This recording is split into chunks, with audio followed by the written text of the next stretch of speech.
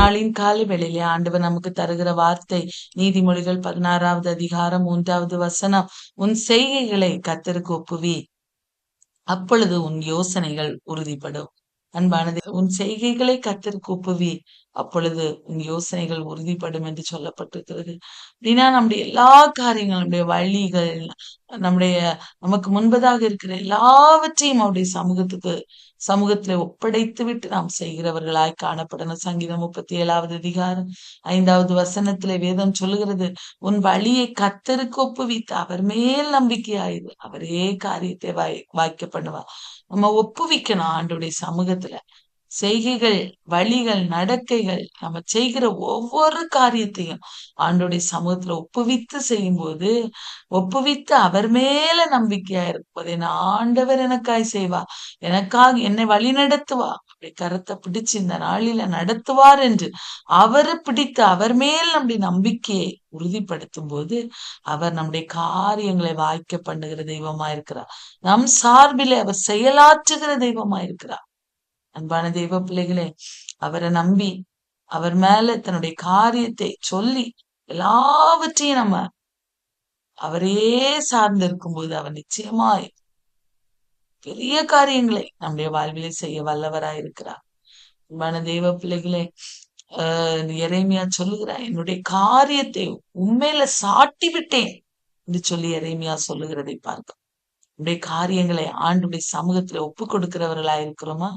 ஒரு நாளும் அவருடைய பாதையின்படி நடக்கிறவர்களா இருக்கிறோமா என்பதை இந்த காலை வேளையிலே சிந்தித்து பார்க்க வேண்டும். பிரியமானவர்களே, யோபு சொல்லுகிறார், என் காரியத்தை உம்மேல் போட்டு விட்டேன், நீர் எனக்காக பிணைபடுவீராக என்று யோபு சொல்லுகிறதை பார்க்க. அன்பான தெய்வ பிள்ளைகளே, நம்முடைய காரியங்களை ஆண்டுடைய சமூகத்திலே நம்ம போடும்போது, அவருடைய சமூகத்திலே ஒப்படைக்கும் போது, அவர் நமக்காக செயல்படுகிறவர், அவர் நமக்காக பிணைப்படுகிறவர். யோபு சொல்கிறார், நீர் எனக்காக பிணைப்படுவீராக.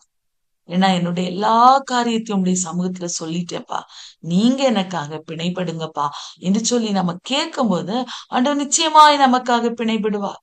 ஒரு எரேமியாவுக்காக ஆண்டவர் பெரிய காரியங்களை செய்தவர். ஒரு யோபுவுக்காக இவர்கள் எல்லாம் தன்னுடைய காரியங்களை ஆண்டுடைய சமூகத்துல ஒப்பு கொடுத்து ஜீவித்ததன் மூலமாய் அவருடைய வாழ்வில அற்புதத்தை செய்தவர்.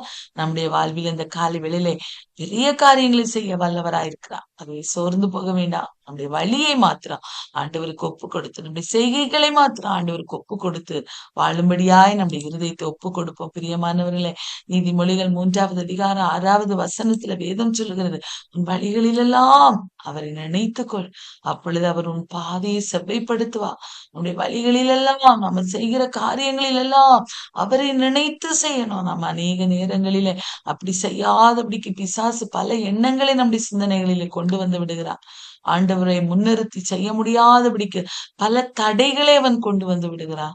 ஆனா அதெல்லாம் விட்டு ஆண்டவரை மாத்திரம் நான் தேடணும், அவருடைய எண்ணங்கள் என்னுடைய சிந்தனையில இருக்கணும், அவரை தான் நான் முன்னிறுத்தி என்னுடைய எல்லாவற்றையும் செய்யணும்னு சொல்லி வழிகளிலெல்லாம் நான் அவரை நினைக்கணும்னு இந்த காலையில ஆண்டவரிடத்துல கேட்கணும். பிரியமானவர்களே, நம்முடைய பாதைகள் எப்பேற்பட்ட பாதையா இருந்தாலும் அதையெல்லாம் அவர் செவ்வையாக்கி நம்மை நடத்த அவர் வல்லவராய் காணப்படுகிறார். இந்த காலை வேளையிலே எல்லா காரியங்கள், நம்முடைய வழிகள், நம்முடைய பாதைகள் எல்லாவற்றையும் நம்முடைய சமூகத்துல ஒப்புவித்து, நம்முடைய செய்கைகளை அவரிடத்துல ஒப்புவித்து நம்ம வாழும்படியாய் நம்ம இந்த நாளிலே நம்மை நாமே ஒப்பு கொடுப்போம். ஆண்டவர் நிச்சயமாய் அவ்வாறு அவருடைய சமூகத்துல எல்லாவற்றிலும் அவரை நம்பி அவரே எனக்கு எல்லாம் என்று அவரை சார்ந்திருக்கிற பிள்ளைகளுடைய வாழ்விலே அவர்கள் மன விருப்பங்கள், அவருடைய யோசனைகள் எல்லாவற்றையும் உறுதிப்பட செய்து ஆண்டவர் நடத்த வல்லவராய் காணப்படுகிறார். அன்பானது